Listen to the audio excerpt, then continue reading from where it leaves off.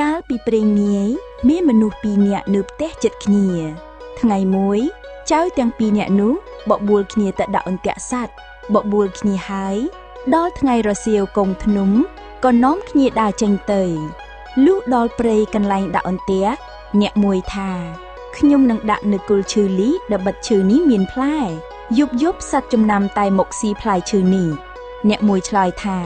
ខ្ញុំនឹងដាក់នៅកន្លែងនេះដែរប៉ុន្តែឥឡូវនេះបើអ្នកដាក់នៅគល់ឈើមានតែខ្ញុំដាក់នៅចុងឈើរួចយើងចាំមើលពេលព្រឹកឡើងរបស់អ្នកណាជាប់សំដឹងនិយាយគ្នាហើយម្នាក់ដាក់នៅគល់ឈើម្នាក់ឡើងដាក់នៅចុងឈើស្រេចហើយវិលមកផ្ទះវិញលាគ្នាទៅផ្ទះដោយខ្លួនឯអ្នកដាក់អន្ទាក់នៅចុងឈើនោះលុះវិលមកដល់ផ្ទះហើយយប់នោះគិតគ្នាពីអ្នកប្តីប្រពន្ធថាតាំងពីដូនតាមកមិនដែលឮថាអ្នកឯណាដាក់អន្ទាក់លើចុងឈើឲ្យជាប់សត្វជើង4ដែលដើរនៅដីទេឥឡូវនេះអញដាក់អន្ទាក់នៅលើចុងឈើ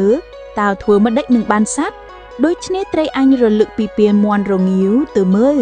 បើឃើញសត្វជាប់អន្ទាក់គេនៅដីអញដោះយកទៅចងនឹងអន្ទាក់អញឯចុងឈើដល់ព្រឹកឡើងអញទៅមើលជាមួយអ្នកនោះហើយអញដកសត្វទៅជូនលោកសុភាសេកបើវាមិនសុខចិត្តដូចម្ដេចមុខជាកើតក្តីគុំតែដល់សុភាសេកមិនខានសុភាសេកនឹងកាត់ក្តីឲ្យវាចាញ់អញជាប្រកបប្តីប្រពន្ធនិយាយគ្នាហើយដេកទៅដល់មាន់រងាវរលឹកពីដេកលុបមុខស៊ីស្លាហើយចេញពីផ្ទះដើរទៅដល់អន្ទាក់បានឃើញអន្ទាក់នៅដីជាប់ក្តានមួយ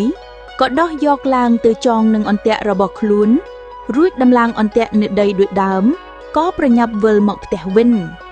លុះព្រឹកប្រហាមស្រាងឡើងអ្នកមួយដែលដាក់អន្ទាក់នៅដីមកស្រែកហៅឲ្យទៅមើលអន្ទាក់អ្នកមួយឆ្លើយថាគុំរលាក់រលាំងថ្វីអន្ទាក់ខ្ញុំមិនសង្ឃឹមទេ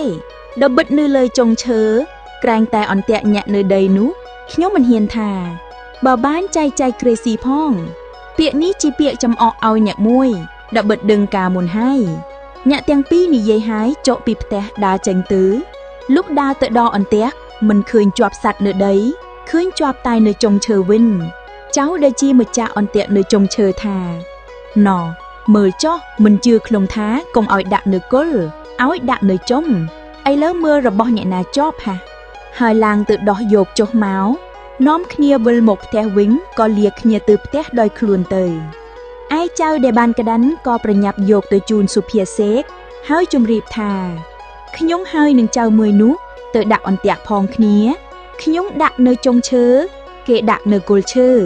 ខ្ញុំនេះជាមនុស្សវាចក្តីនេះគង់តែដល់លោកដូច្នេះតាមតែលោកមេត្តារកសេចក្តីយ៉ាងណាឲ្យតែក្តីខ្ញុំឈ្នះវាចុះខ្ញុំនឹងដឹងគុណលោកទៅថ្ងៃមុខសុភាសេកបានសាច់ក្តាន់ហើយឆ្លើយថាឯងទៅរកស្លាមលូមកឲ្យឆាប់ឲ្យទាន់ព្រឹកនេះបើវាមកប្តឹងអញបង្គាប់វាអីចឹងដែរបើវាមកមិនទាន់អញនឹងកាត់សេចក្តីឲ្យវាចាញ់បានងាយឯងប្រញាប់ទៅចុះឯងញ៉ាក់ដាក់អន្ទាក់នៅគល់ឈើ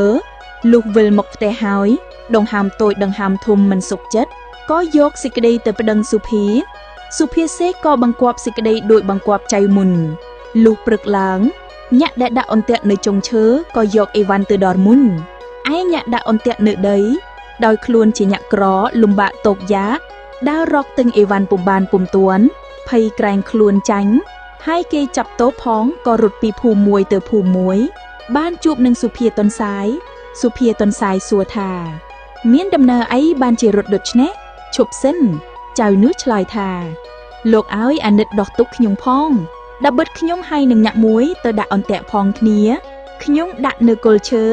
គេដាក់នៅចុងឈើព្រឹកឡើងទៅមើលពុំឃើញអន្ទាក់នៅដីជាប់សត្វឃើញអន្ទាក់នៅចុងឈើជាប់ក្តាន់មួយខ្ញុំមិនសុខចិត្តក៏យកសេចក្តីទៅប្តឹងសុភាសេកគេថាអ្នកណាដើរទៅរកអីវ៉ាន់ទៅដល់មុនអ្នកនោះឈ្នះហេតុនេះបានជាខ្ញុំភ័យឥឡូវគេទៅដល់មុនខ្ញុំហើយដូច្នេះតាមតែលោកអាណិតខ្ញុំផងសុភាតិនសាយឆ្លើយថាណយគង់ភ័យចាំថ្ងៃរសៀលខ្ញុំនឹងនាំទៅចៅនោះក៏លុះថ្ងៃរសៀលសុភាតិនសាយនាំទៅដល់ផ្ទះសុភាសេកស្រែកសួរថាដូចម្ដេចក៏យូរម្ល៉េះសេចក្តីចាញ់គេហើយសុភាតិនសាយឆ្លើយថាយើងខ្ញុំបានជាយូរនេះពីព្រោះអាឡ័យតែចាំមើលត្រីក្រាំងហៅឡើងស៊ីស្លឹកអំពិលសុភាសេកថា ពីជីដូនជីដាមកគ្មាននរណាដែលបានឃើញដែលបានឮថាត្រីក្រាញ់ឡើងស៊ីស្លឹកអំពិលទេសុភាទន្សាយឆ្លើយថា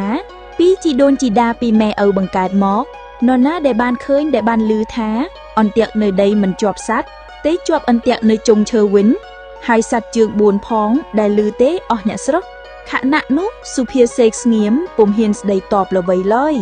សុភាទន្សាយក៏កាត់សេចក្តីឲ្យចៅដែលដាក់អន្ទាក់នៅដីឈ្នះឯសុភាសេកដែលអង្គុយធ្វើសុភានោះក៏ខ្មាស់គេដោយសារខ្លួនលមោបចំនួនសត្វក្តាន់ក៏ស្ងៀមបាយមុខផ្ទប់នឹងជញ្ជាំងដូចឆ្មាលុបកណ្ដុល